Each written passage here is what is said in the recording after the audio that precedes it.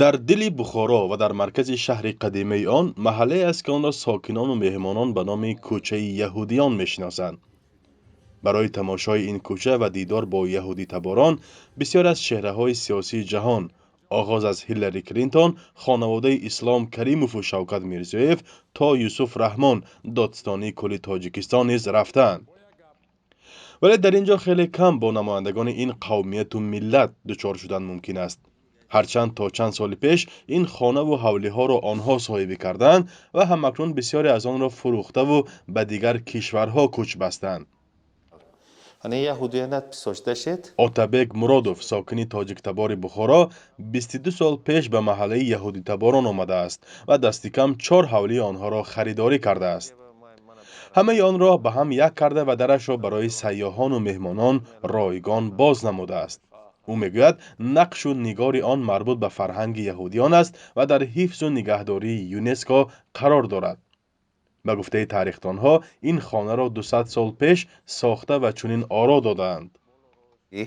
اینجا رستوراسیون نشدگی اصل چطور ایستاده است همین حالش که ایستاده است این خانه. کراسکش نقشش خودش این 25 سال خانه محکم بود. اینجا بخارا یهودیش تگی حاضر بخارا یهودیش باش اولا که خوجاینش امریکا با بروکلین میشند. اینجا اگه وای نبیرش نامش سلامون. اینجا 25 سال محکم بود. 4 سال 2018 سال اومدگی پتش اینجا خانه یکون اونو فروخت و رفت بود و بعد فروخت اینجا. ولی چندین خانه و حولی های در این کوچه قرار دارند که سالیان زیاد به گفته باشندگانش دری قلف زده دارد. این کلیت چیزش دما ما درم میگردیم. دیگه آدم نمیشند. صاحبش کجا به کی میبیاد؟ امریکا و نمیاد. چی به یک پسر روشم میرید. 5 سال 10 سال به پسر روشم میرید. حاضر چه اینو نفروختش داشتن. اونیش زنده ولی اگه اونیش وایشادن سونی بعد میفروختش. واتش با خود یاسمیو.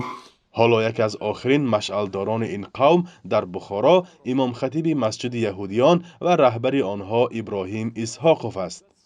او بیشتری وقت خود را در این عبادتگاه که 400 سال پیش ساخته شده است پی قبول و گسیل مهمانان می‌گذراند. به گفته او حالا در بخارا حدود 200 نفر یهودی تباران باقی مانده‌اند. تا سالهای 90 عصر گذشته 23,000 یهودیان در بخارا زندگی می‌کردند. با تأکید اسحاقوف هرچند کسی یهودی تباران بخارا را نرانده است و یا تضییق و فشار نآورده است ولی بیشتر با تشویق خویش و پیوندان بیرون از کشورشان آنها را وادار به ترک زادگاه نموده است. اساس همین که ملتر یهودیای بخارا خویش تبارش اسرائیل بود.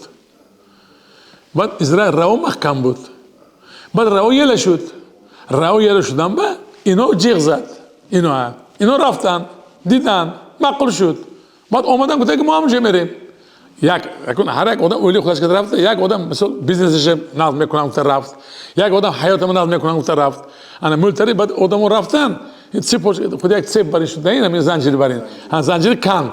بعد اینا اساسا چون رفتن گفتن.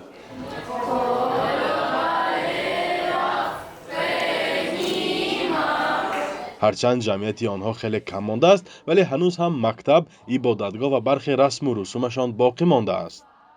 مکتب رقم 36 شهر بخارا یگانه تدریسگاه در آسیای مرکزی است که مخصوص برای یهودی تباران ساخته شده است و تا حال در آن طالبان زبان عبری می‌آموزند.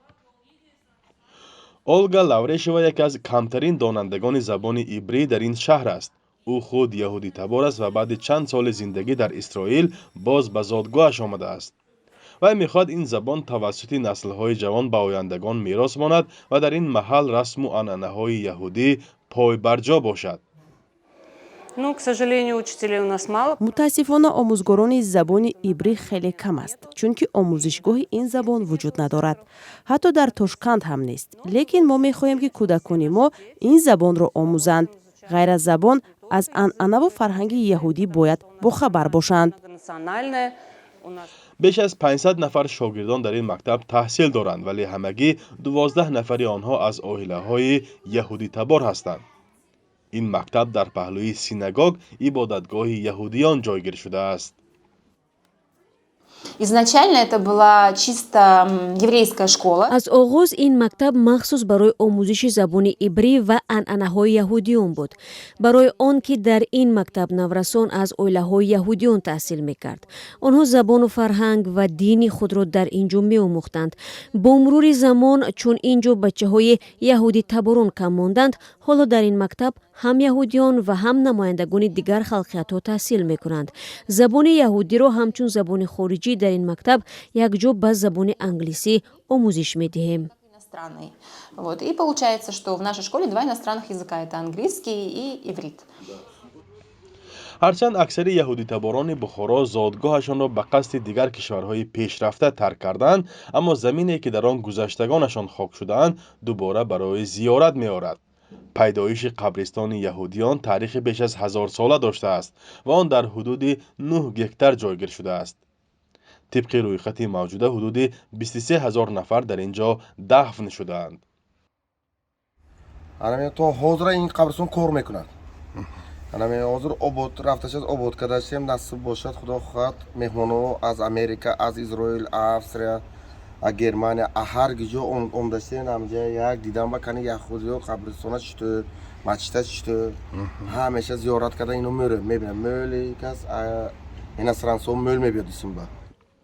таърихшиносон мегӯянд ба ин минтақа омадани яҳудитаборон таърихи тақрибан 2000 сола дорад ва аввал ба бухоро омадаву сипас ба дигар кишварҳо зиндагӣ ихтиёр карданд. аз ин ҷост ки аксари яҳудиёни осиёи марказиро яҳудиёни бухороӣ ном мебаранд. вале ҳоло ҷамъияти яҳудиёни бухороӣ дар тамоми кишварҳои ҷаҳон таъсис ёфтааст ва фарҳангу суннатҳои осиёро бо худ бурдаанд.